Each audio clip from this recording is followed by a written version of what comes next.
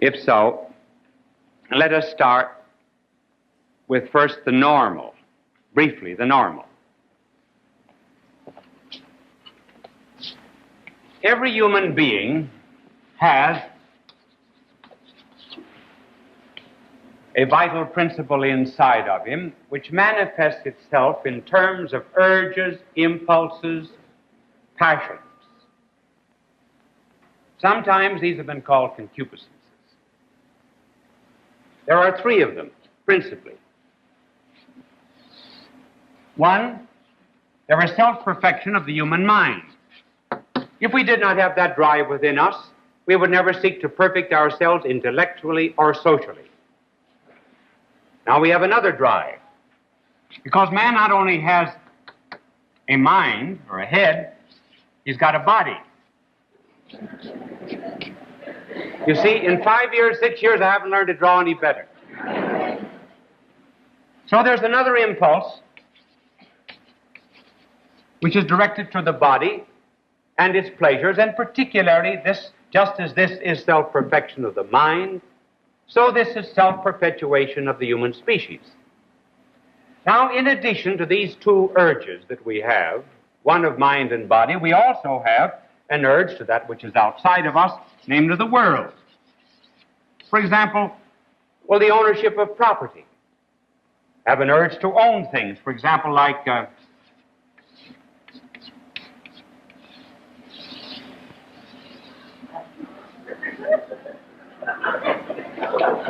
automobile. You know, listen, if there are any automobile designers working, I hope sometimes they give as much room in the future to people in the back seat as they do to a spare tire. Well, that's property. Now, these are very normal urges, and a person must not think, for example, that there's something wrong with him simply because he wants to perfect his mind, or because he wants to generate human species, or because he wants to own property. These things are normal. Now, it can happen, of course, that these will not always be controlled by reason or by the law of God. And when these impulses and passions and concupiscences and urges get the better of us,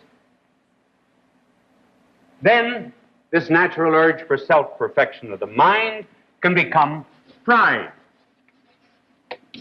egotism, selfishness.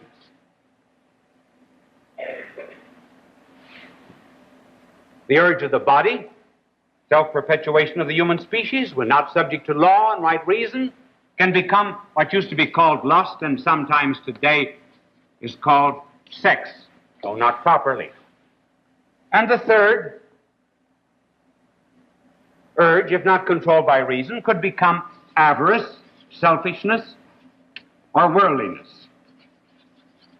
Now, these, understand, are abnormal, not normal.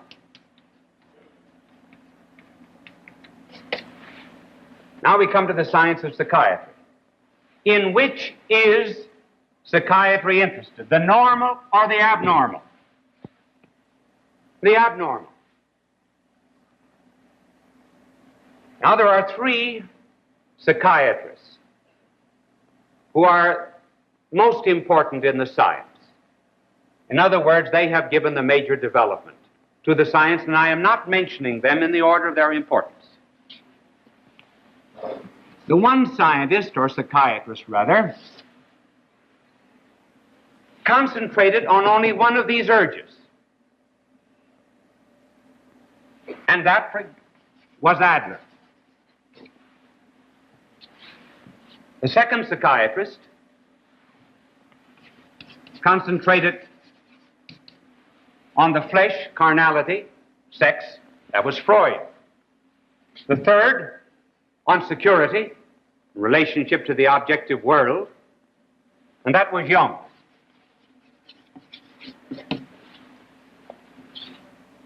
These are the pioneers in psychiatry. But before we explain their theories, we must make a distinction. The American minds do not like distinctions, but you cannot think properly without distinctions. Now, the distinction that we make is between a method and a theory. Suppose one were interested in the study of falling bodies, falling human bodies. Well, one way of investigating the study of fallen bodies would be through the camera. One might take pictures of human beings who fall. That would be a method of investigation. Now suppose you began explaining why the men fell. That's entirely different. Here you would be studying motives. Suppose one said, well, the reason this particular man jumped from the bridge was because someone called him a coward, and he wanted to affirm his superiority. That's Adler theory. Suppose another one said, well, no, he was sexually maladjusted. Freud. The other one said he just wanted to show off. He was an extrovert. Jung. These are theories. How do they agree and how do they differ? First of all, they all agree on the method, which is good. The method is psychoanalysis.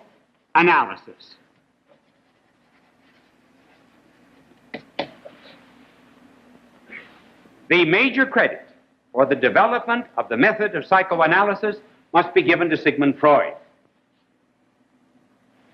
Adler and Jung, once associated with him, broke because he was emphasized sex too much. What is psychoanalysis? Psychoanalysis starts with the proposition that in addition to a conscious mind, we also have an unconscious mind. Now, need I tell you, I can't draw. I don't even practice my drawing as I do not practice these telecasts. Oh, say, did you see? These are little octopuses that people sent me for the angel to erase the blackboard. This is a little boy octopus and this is a little girl octopus.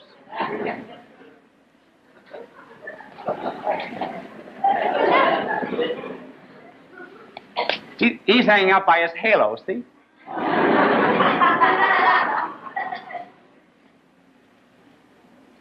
Now, this is the first floor of a house.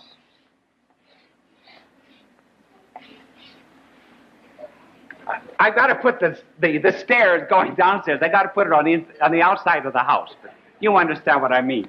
Now, this is the stairs that goes down, see? This is the cellar down here. So this is the unconscious mind, and this stands for the conscious mind, the first floor. And this is the cellar door.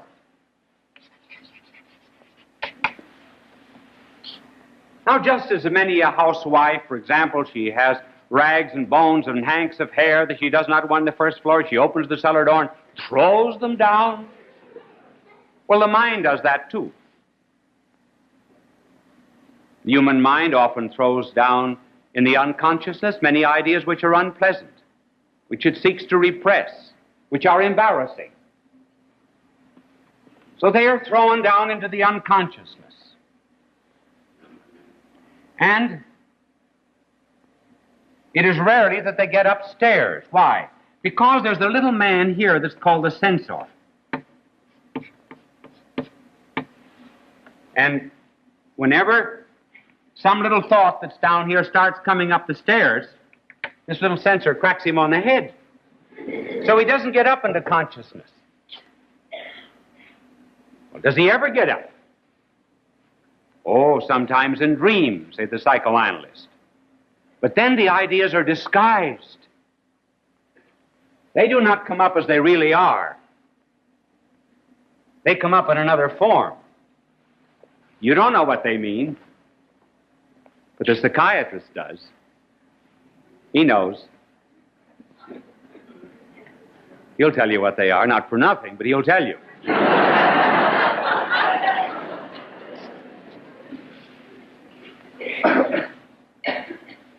Now, on this, all of them practically agree. And this method of studying the unconscious mind is valid and right and good and necessary in many circumstances. Now comes the theory. How do you explain the unconscious mind, what is in it, and its relation to the conscious mind? Here you get no agreement. Three schools, Adler, Freud, Jung.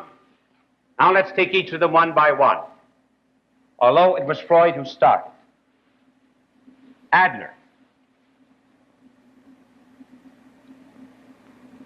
Adler says that there is in everyone a drive for superiority. This drive for superiority is thwarted, some reason or other. It's repressed, driven down into the unconsciousness. And it comes up in a disguised kind of way, what he calls an inferiority complex. So that the basic drive for superiority manifests itself by aggressiveness, by boasting, by loud-mouthedness, selfishness, and 1,000 other forms. In other words, it was Adler who gave us the words that are so often used, inferiority and superiority complex. That's one theory. Theory of Freud is this, that everyone is determined to be what he is, for the most part, during the first 6 years of his existence. During these first 6 years, a child senses a good many pleasures that are associated with certain organs of the body. In this unconsciousness, too, and here I quote Freud verbatim, there is the urge to cannibalism, incest, and murder. Every boy has within himself an urge to kill his own father in order to marry his own mother. That is what is known as an Oedipus complex. Every girl has an urge to kill her own mother and marry her own father. That is an Electra complex. Now, one would like to recover later on in life these pleasures of the first 6 years that are down here in what Freud calls id, id being a Latin word for that, just plain T-H-A-T. But up here in the consciousness, there is what he calls the ego and the superego. There's the taboos, there are the morals, there are conventions of society which repress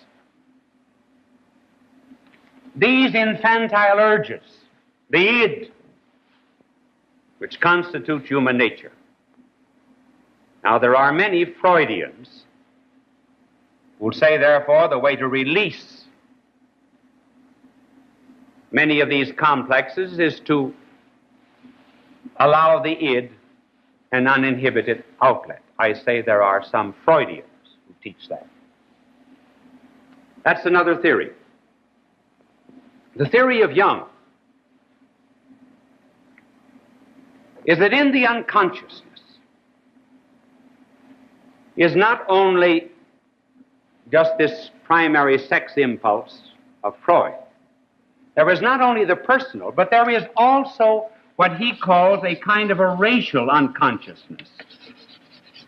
That is to say, the collective unconsciousness of the whole human race. There are myths, symbols, and so forth, by which man is in a kind of a symbolic relationship with his past. Man is constantly trying to get in contact with the world, if he can. And some manifest this contact with the world quite openly, and they become extroverts. and others find themselves at great pain in order to contact the world, and they remain inside of themselves. They are called the introverts.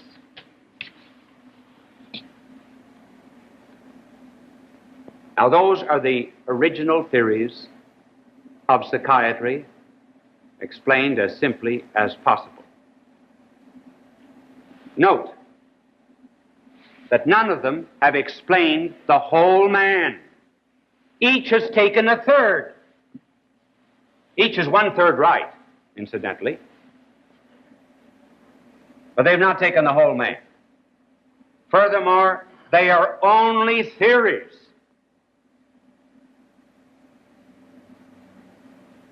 The Rockefeller Foundation gave money enough to a professor of Harvard to analyze, for example, 116 articles and books, clinical studies, which were supposed to be explained on the Freudian theory alone, and the answer given after this long and expensive investigation was that these clinical cases could just as well be explained by any other theory. Now, it's important to remember that they are theories. The method is solid, the method endures.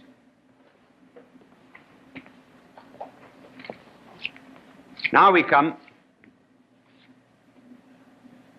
to a study, for that's what this is,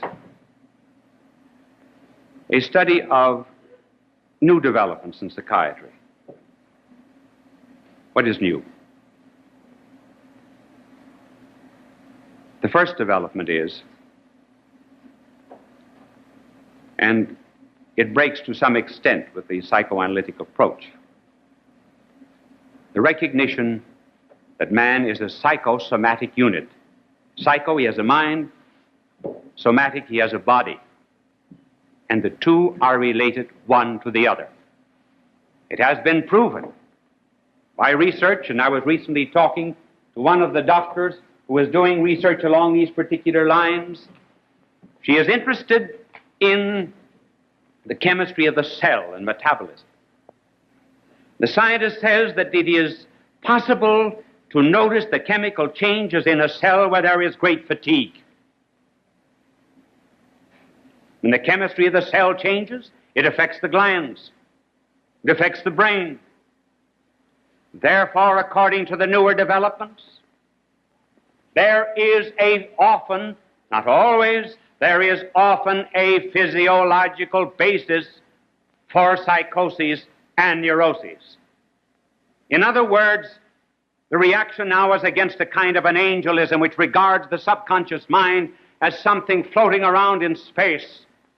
No, it's related to a body, it's related to an organism, and the body has effect on the mind, and the mind has an effect upon the body. Then, to the new drugs, the Rowulfia drugs, the chlorpromazine drugs, all of these that were used first of all in treating heart trouble and also high blood pressure, now are found to have some effect not only in quieting, but in many instances of curing people who are suffering from mental diseases, with the result that thanks to these new drugs, there are 17,000 less patients in mental hospitals now than there were at this time last year. Mental patients are not staying as long as they did before. In other words, in many instances, there is a physiological, biological, metabolical foundation for mental diseases. And where the basis is chemical, psychoanalytic method will not do. That's one change. Another. And here, we're going to discuss principally those who still hold to the psychoanalytic method. There are a group of new psychiatrists which have left all of these passé. So when you go to a psychiatrist, be up to date. Get your money's worth. The newer development in psychiatry recognizes that man is not only a unit of body and soul, but he's also a unit. They're getting back again, you see, to the fact that there is not only an unconscious mind, but there is also a conscious mind. And psychotherapy must now begin to take account of the two. Some of these leading psychiatrists from all over the world, Bonaventura, who was killed in Jerusalem, great loss indeed for the field of psychiatry. Igor Caruso, Binswanger, Stalker, Carr, Holland, greatest of them all, Wilfred Dame, Rohrbacher, Lersch, and others. And what's the position of these psychiatrists? The position of these psychiatrists is,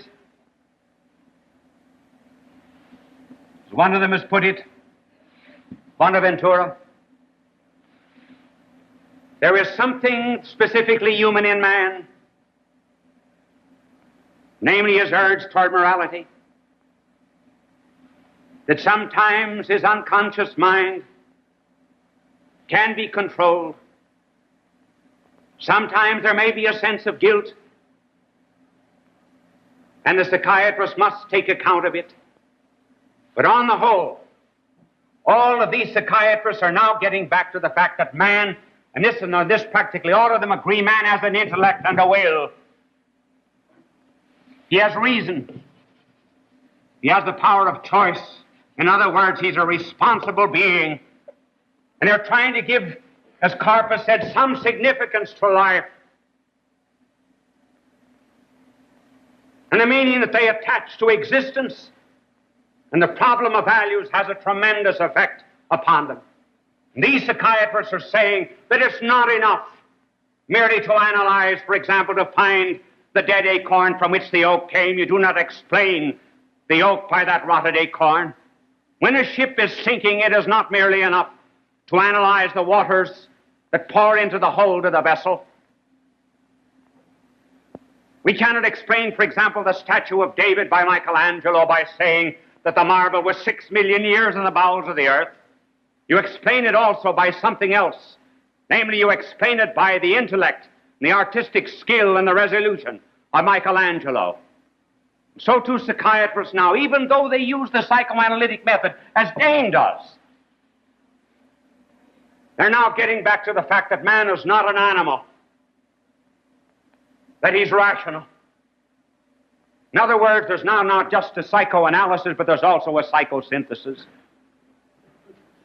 And psychiatry, therefore, is making great strides physically with these drugs that I mentioned.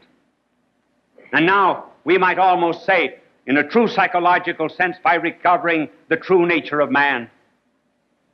And may I plead, particularly with college students, to insist that they be given, in addition to abnormal psychology in their classes, a little bit of normal psychology. Not everyone in this world is cracked. We're reasonable beings, and we ought to know, and our teachers should tell us, namely that we have not only a body, but we've got a soul, and we have reason, and we have the power of choice. We cannot be told that freedom of the world is in danger, and then be told the next moment by an antiquated school of psychoanalysts or psychiatrists that man has no freedom, that he's been determined completely by infantile urges. In other words, if we are to discover the full glory of this science, even with the psychoanalytic method, we will do it by recognizing the truth of what St. Augustine has said. Our hearts were made for thee, O God, and they are restless until they rest in thee.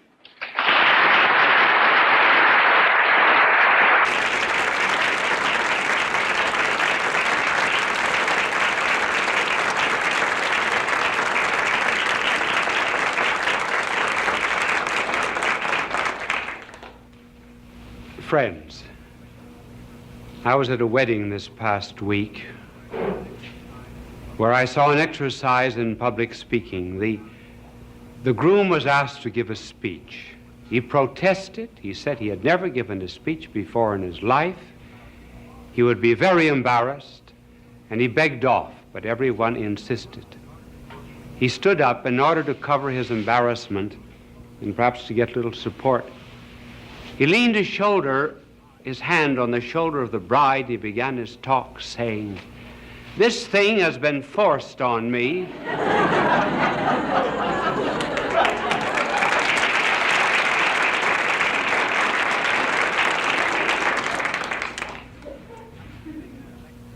I was giving a lecture not long ago in a hall, and I was heckled from the hall. Someone interrupted, it was not at all to the point of the lecture, and said, "How was Jonas in the belly of the whale for 3 days?"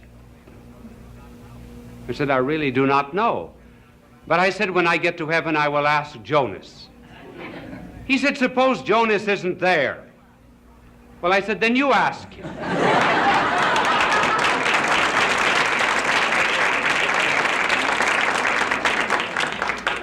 As you heard, this telecast is on the mentally sick, sympathy for them. Perhaps a good way to introduce it is to tell you a story of 2 dogs that were walking down Park Avenue the other day. And one of them said to the other, who was quite an aristocratic little French poodle whose name was Peluche, he said, "I understand you're having nervous trouble." "Yes," he said, "I think I'll have to go to a psychiatrist." The other dog said to Peluche, "Well, why don't you do it?"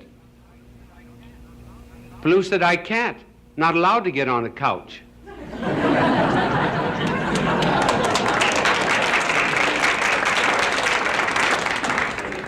Why is it that we have more mental disorders in the United States than there is in the Eastern world? 51% of the hospital beds of the United States are occupied by mental patients. A mental breakdown is almost peculiar to Western civilization. The reason is this: what keeps people normal is being under necessity. That is to say, having a destiny to work out, or the fulfillment of a quest of some kind. Now, the Eastern people are under a very elemental necessity. There are 2 kinds of necessities. One of them is physical. The Eastern people have to satisfy the elemental requirements of life, the 3 R's. In other words, they have to have a roof for their head, rags on their back, and rice for their stomachs. And as long as they are bound to strive to keep body and soul together, they keep normal. Our Western civilization is not under a physical necessity. There still is another necessity, which is moral. That moral necessity keeps people normal. It is the drive to be virtuous, to lead the good life, to eventually save one's soul. Now, if people do not have either a physical necessity or a moral necessity, they are apt to crack. That's one of the reasons why in our Western civilization we have not the problem of the 3 R's, we've got the ABCs: anxieties, boredom, and complexes. Now we might ask, what are, from a popular point of view, after all this is not a medical discourse, the principal kinds of mental disorders from which people can suffer? Well, they are 2 kinds, and we will describe them quickly and as briefly as possible. One of them is psychoses. The other, neuroses. One difference between the 2 is that this is organic, it is constitutional, It has something to do with blood and our whole physiological structure, though it could be induced also by some kind of shock. The other, the neuroses, is something that is acquired. It is not organic, it is a trait in personality. For example, someone who has a superiority complex, the desire to be above everyone else. We say this is organic. This is not to be helped so much by any kind of analysis. Some time ago, doctors made an experiment with rats who had been trained to go up certain strings and then to seek in apertures for food. The doctors took blood from a schizophrenic patient, a human being, and injected that blood into the rats. The rats, to a great extent, lost their training, which shows that the basis in some way is organic. That is one difference between the two. Another difference between the two has to do with reality. The psychotic patient is to a great extent outside reality. That is to say, he lives in a world of fantasy. Suppose he's a paranoic and believes that he's being persecuted. That's not a real world. No one is actually following him, though he believes it. The neurotic patient, on the contrary, is in a much more real world, but he has disturbed relations about that world. To explain it much more simply, a psychotic patient believes that 2 and 2 equals 5. Therefore, he's wholly out of contact with the real world, has a logic all of his own. That's one of the reasons why it's rather difficult to use argumentation and reasoning with psychotic patients. The neurotic patient believes that 2 and 2 equals 4, but he's worried about it. Then another difference here, the psychotic has little responsibility, but has some responsibility. Here, there is great responsibility. The neurotic is in flight from responsibility, a flight to illness. For example, there was one man who had worked in an office for 20 years. He was sure that he would be named vice president. He felt that he should have been named one of the 76 vice presidents, but he was not. A younger man was named ahead of him. He developed headaches, sickness. He was not able to go to work. He was not really sick. He was in flight from responsibility because his pride was hurt. Now, those are some of the differences existing between the two kinds of mentally sick, which brings us to this other question. Why is it that so many people break? Now, here we're not so much concerned with the psychotic as with the neurotic, though the explanation will, to some extent, hold. The best explanation that there is that which is given by Dr. Viktor Frankl of Vienna. Now, he uses a very long term to describe it. Doctors must do that, you know. They're like philosophers and theologians. Sometimes big words carry the burden of those who are too lazy to think for themselves. And the test of understanding anything is always to be able to explain it. I can remember once when I was in class in philosophy, the teacher said to me, "Explain time. Give a definition of it." I said, "I know what it is, but I can't tell you." He said, "You do not know what it is. If you knew what it was, you could tell me." So now I wonder if I can explain Dr. Frankl's term for many, which he gives as the explanation of many neurotic cases. He calls it existential neurosis.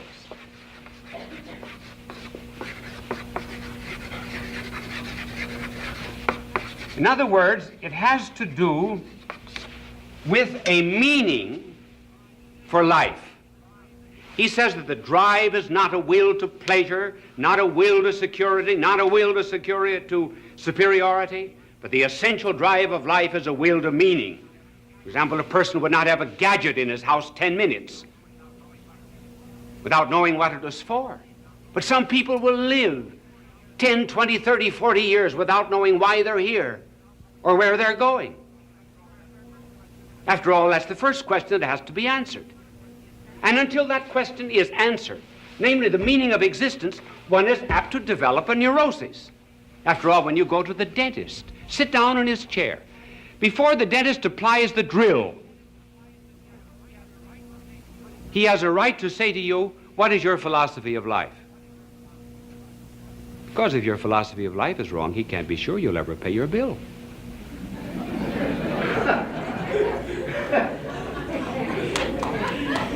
There must be some dentists in the audience.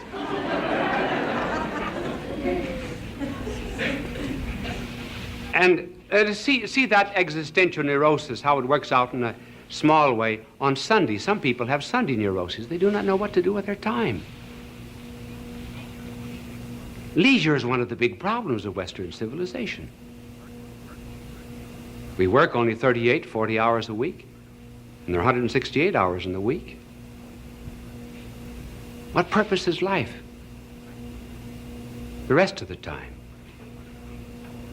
One of the reasons for juvenile delinquency, and we should call them not juvenile delinquents, but lawbreakers or hoodettes, little hoodlums.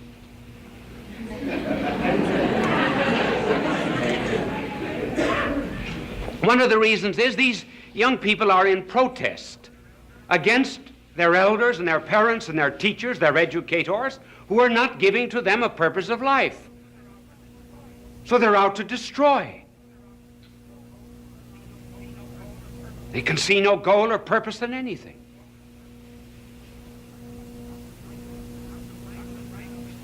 Dr. Frankl, who passed through both the Nazi and the Soviet concentration camp, said that some men who completely lacked a goal or purpose in life thought of their prison existence as just a march to a grave.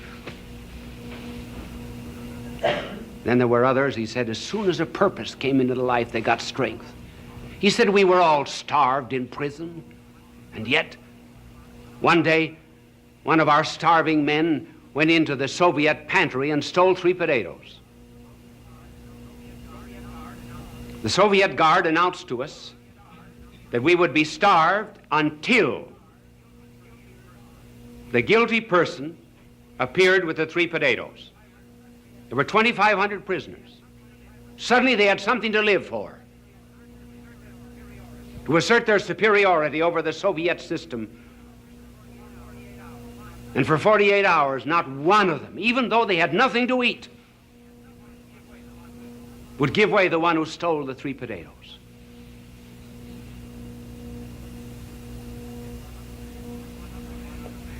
He said one other man who was suffering every form of torture in this concentration camp, and someone said to him, "How do you bear it so well?" He said, "When I came in here, I made a pact with God. I promised him that I would endure every manner of suffering without any kind of protest, if only my wife would be spared from a Soviet prison camp." And that's what makes the difference. Example with our missionaries in China.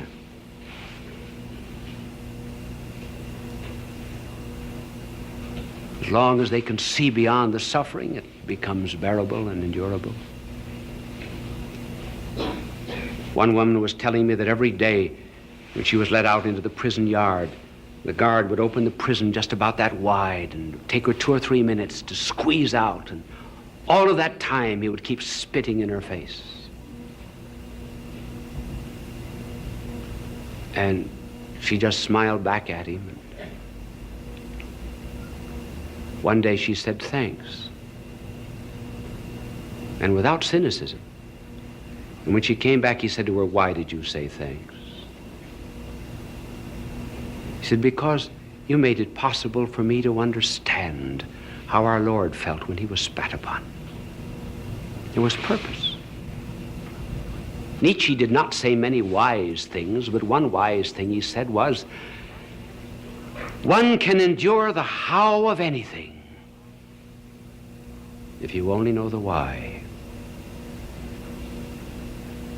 And Dostoevsky, who suffered so much in a Siberian prison at the close of the last century, said, I pray to God that I may be worthy of my sufferings.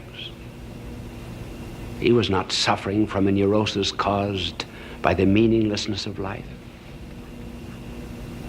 Why is it that we have more sympathy for the physically sick than the mental? They get little sympathy. One reason is, I suppose, we have no experience of the mentally sick. We understand physical suffering. Then we attach a shame to mental sickness.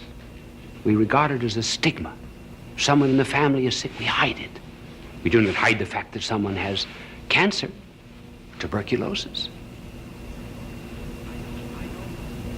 I know of no spiritual book that has been written just for the mentally sick, for the psychotic and the neurotic. Now here's the point that I want to make. Whenever people suffer and we bring them consolation, we always tell them about our Lord on the cross. You see, our blessed Lord took upon himself all the sufferings of the world. First of all, because they were the effects of sin. And also, so that we could never say, God does not know what it is to suffer. And also, that later on, when he had triumphed over his sufferings, that we might see in others his agony all over again and be sympathetic to them. But when we talk to the sick, it's almost always to the physically sick, hardly ever to the mentally sick. Are they deserving of sympathy? I believe, really and truly, that our Lord suffered on the cross for the physically sick, and in the Garden of Gethsemane for the mentally sick.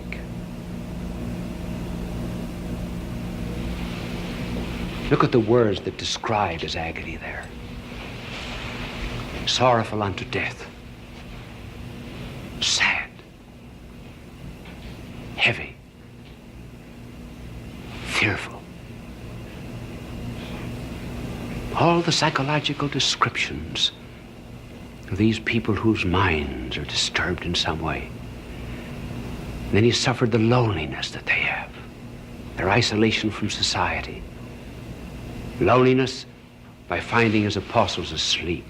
Loneliness by shutting off all divine consolation. Though he said, I might have asked my Father for 12 legions of angels.